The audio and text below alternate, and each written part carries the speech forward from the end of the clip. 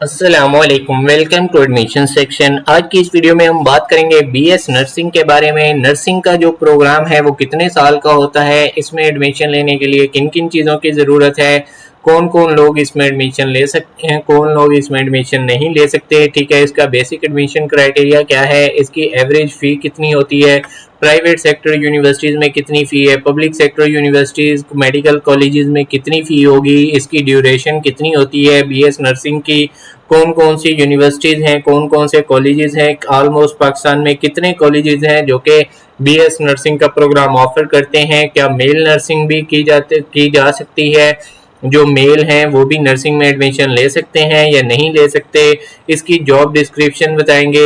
Nursing के programme के बाद आपके पास कौन कौन सी जॉब अपॉर्चुनिटीज़ हैं वो आपसे डिस्कस करेंगे और आपको बताएंगे कि बेसिक सैलरी नर्सिंग के बाद आपको क्या मिलती है और हाईएस्ट सैलरी आप कितनी अर्न कर सकते हैं एज अ नर्स, और जॉब अपॉर्चुनिटीज़ हैं नहीं है, क्या ये अच्छा फील्ड है, क्या ये एक ऐसा फील्ड है कि अपना बिजनेस किया जा सकता है या नहीं। अगर आपको पब्लिक सेक्टर में जॉब्स मिलती हैं तो कौन सा स्केल मिलता है, और आपको कुछ इंपॉर्टेंट बातें बताएंगे कि बीएस नर्सिंग का जो प्रोग्राम है वो किन लोगों के लिए बिल्कुल भी नहीं है और किन लोगों के लिए बहुत अच्छा ये फील्ड है, ठीक है। नर्सिंग नर्सिंग एक ऐसा फील्ड है जो कि डॉक्टर के बाद नर्स कहते हैं, जो कि वो इंसान जो डॉक्टर के बाद पेशेंट की केयर करता है, ठीक है। डॉक्टर तो मेडिसिन एडवाइज कर देता है, देखता है, ठीक है, मेडिसिन लिख देता है, जो उसकी केयर होती है, कितनी डोज कब देनी है, कौन सी उसको केयर की ज़रूरत है, जो भी एहतियात है वो नर्सिंग केयर में आता है, ठीक है। देखभाल का ये फील्ड है, मतलब पेशेंट को चेक करने के बाद जो भी उसके साथ आप समझ लें डॉक्टर को असिस्ट करवाना है वो नर्स ने करवाना है। इसका बेसिक एडमिशन क्राइटेरिया ये है कि अगर आपने एफएससी प्री मेडिकल की हुई है उसमें कम अज़ कम आपके 50% मार्क्स होने चाहिए, तब आप इसके लिए अप्लाई कर सकते हैं, वरना आप अप्लाई नहीं कर सकते। अगर आप प्राइवेट सेक्टर में कहीं पे बीएस नर्सिंग में एडमिशन लेते हैं तो इसकी जो टोटल फ़ी है वो 60,000 से लेके 90,000 फ़ी है पर सेमेस्टर, ठीक है। पर सेमेस्टर बता रहा हूँ, टोटल फ़ी नहीं बता रहा। पब्लिक सेक्टर में बहुत ज़्यादा मेडिकल कॉलेजेस हैं जो कि आपको फ्री ऑफ कॉस्ट इसमें एडमिशन देते हैं, कोई आपसे फ़ी नहीं ली जाती, बल्कि बहुत ज़्यादा ऐसे हैं जो कि आपको स्टीपेंड भी देते हैं, मतलब कि फ़ंड देते हैं। पर मंथ आपको 31,470 रुपये दिए जाते थे, अभी ये बढ़ गया हुआ है, 15% इसमें इंक्रीज़ हुआ है, अभी ये नहीं पता कि वो लागू हुआ है या नहीं, ठीक है। इसके बाद ड्यूरेशन कितनी है, नर्सिंग 4 ईयर प्रोग्राम है, 4 साल के बाद 1 साल की आपकी इंटर्नशिप होती है, टोटल 5 साल आपको लग जाते हैं नर्स बनने में, ठीक है। इसकी ड्यूरेशन आपको बता दी है। पाकिस्तान में ऑलमोस्ट 150+ कॉलेजेस हैं जो कि नर्सिंग का प्रोग्राम ऑफर करते हैं, उसमें से जो चंद एक बड़े बड़े हैं वो आपको बता देते हैं। किंग एडवर्ड मेडिकल कॉलेज जो कि न्यू हॉस्पिटल के साथ एफिलिएटेड है, वो पहले नंबर पे आता है एमबीबीएस और नर्सिंग के लिए। दूसरे नंबर पे हमारे पास अल्लामा इकबाल मेडिकल कॉलेज लाहौर है, इसके बाद Nishtar medical college Multan, Dow university of health sciences Karachi, Khyber medical university Peshawar में, Sheikh Zayed medical college Lahore, college of nursing Larkana, college of nursing Nawab Shah, armed forces के जो कॉलेजेस हैं वहाँ पे, स्कूल ऑफ नर्सिंग सियालकोट, ये चंद एक बड़ी बड़ी कॉलेजेस में यूनिवर्सिटीज़ हैं जो कि बीएस नर्सिंग का प्रोग्राम ऑफर करते हैं। इसके बाद किसी भी सिटी में आप रहते हैं जो डिस्ट्रिक्ट लेवल का है, वहाँ पे आपको नर्सिंग का प्रोग्राम ऑफर करने वाला DHQ का जो हॉस्पिटल है वो इजीली मिल जाता है। अभी बात करते हैं जॉब डिस्क्रिप्शन क्या होगी, ठीक है। नर्सिंग के बाद आपको नर्सिंग की ही जॉब्स मिलती हैं, ठीक है, ज़ाहिर सी बात है। हॉस्पिटल्स में, होम केयर में, पेशेंट केयर में, और इसके बाद एनजीओज़ में, ऑर्गेनाइजेशंस में। इसके बाद आपको जो नर्सिंग की जॉब्स हैं वो मेडिकल के रिलेटेड जहाँ भी काम हो रहा होगा, डॉक्टर के क्लिनिक पे, ठीक है, प्राइवेट क्लिनिक हो, प्राइवेट हो या गवर्नमेंट सेक्टर का क्लिनिक हो, वहाँ पे आपको इजीली जॉब्स मिल जाती हैं। स्कोप इसका बहुत ज़्यादा है, कोई भी हॉस्पिटल ऐसा नहीं है जो नर्स के बगैर काम कर सके, ठीक है। नर्स के बगैर कोई भी हॉस्पिटल काम नहीं कर सकता। पहले नर्सिंग का जो है 4 साल का फील्ड नहीं था, ठीक है, 2 साल में ही डिप्लोमे वगैरह ऑफर किए जाते थे, लेकिन अब ये प्रॉपर इसकी नर्सिंग काउंसिल बन गई है पिछले चंद एक सालों में, तो इस फील्ड ने काफ़ी ज़्यादा ग्रोथ की है पाकिस्तान में। इसकी जो बेसिक सैलरी है वो कम से कम 60,000 है, ठीक है। अगर आप कहीं पे भी सर्व करते हैं, चाहे वो प्राइवेट सेक्टर हो चाहे पब्लिक सेक्टर हो, लेकिन प्राइवेट सेक्टर वाले कुछ ऐसे होते हैं जो न्यू फ्रेशर नर्सेज आती हैं उनको 40 पे भी हायर कर लेते हैं, और जिनको जॉब नहीं मिल रही होती वो लोग इतनी सैलरी पे भी काम करने के लिए मजबूर हो जाते हैं। लेकिन इसकी अगर आपको गवर्नमेंट सेक्टर में जॉब मिलती है तो कम से कम आपको 14 स्केल मिलता है, और आपको साथ 70 से 80,000 सैलरी मिलती है। वो डिपेंड करता है आपको किस हॉस्पिटल में कहाँ पे किस लेवल पे आपको जॉब मिली है।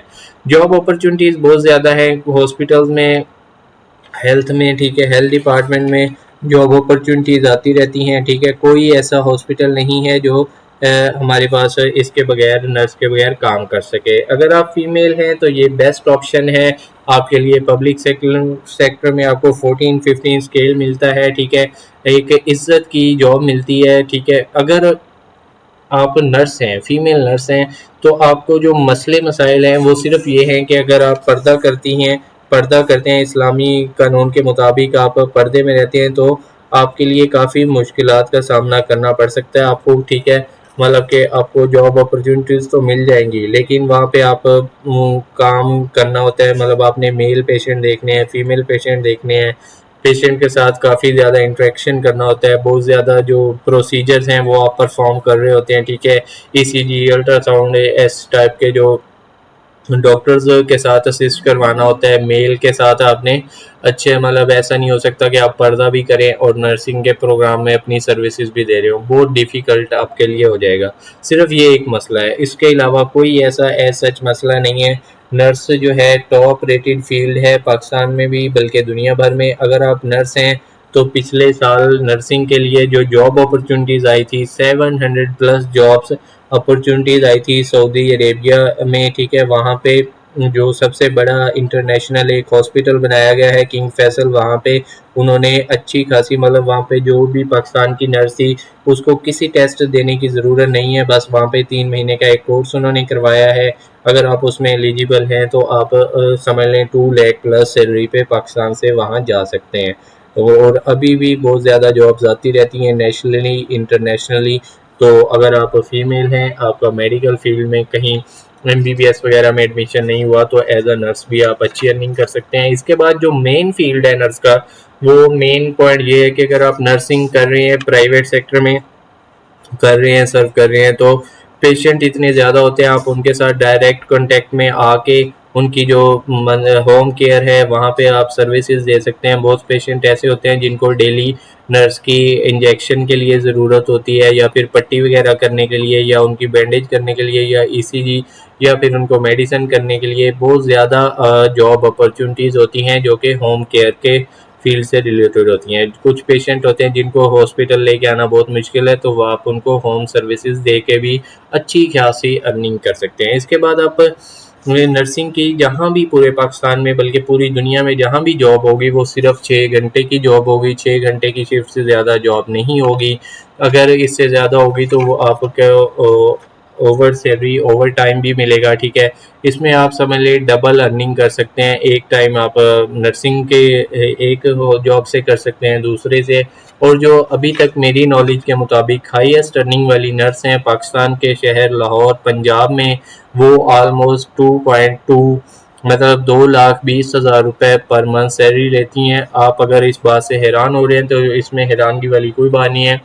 नर्सिंग, बीएस नर्सिंग करने के बाद उन्होंने एमएस किया, उसके बाद वो अपनी हेड नर्स बन गई, ठीक है। ये एक नहीं, बहुत ज़्यादा नर्सेज पंजाब में, पाकिस्तान में हैं जो कि इतनी सैलरी इजीली लेती हैं, ठीक है। 2.2 लाख तक इजीली कमाया जा सकता है। बाकी आपके फील्ड पे डिपेंड करता है। अगर आप किसी कार्डियोलॉजिस्ट के साथ, कार्डिक सर्जन के साथ काम करते हैं तो प्राइवेट सेक्टर में आपको जो कमीशन मिलता है पर सर्जरी वो काफ़ी ज़्यादा है, ठीक है। इसके बाद आप ऑर्थो डिपार्टमेंट में, अगर ऑर्थो में सर्व कर रहे हैं, कार्डिक सर्जन के साथ सर्व कर रहे हैं, तो आपको काफ़ी ज़्यादा एक सर्जरी पे भी अच्छा खासा कमीशन बन जाता है। इसके बाद आपको न्यूरो सर्जरी में कमीशन बनता है, ठीक है। और गायनी वगैरह में भी आपको काफ़ी अच्छा कमीशन मिलता है। जितनी बड़ी सर्जरी होगी, जितनी बड़ी महंगी सर्जरी होगी, उतना ही ज़्यादा आपका कमीशन होगा। आपकी सर्विसेज पे डिपेंड करता है, आपके एक्सपीरियंस पे डिपेंड करता है। तो ये 2-3 लाख रुपए नर्स के लिए कोई बड़ी अमाउंट नहीं है। अगर आप ऐसी मज़ीद इंफॉर्मेटिव वीडियोस देखना चाहते हैं पाकिस्तान में किसी भी फील्ड के बारे में, तो हमारे चैनल को सब्सक्राइब करें। दुआओं में याद रखिएगा। जज़ाकल्लाह।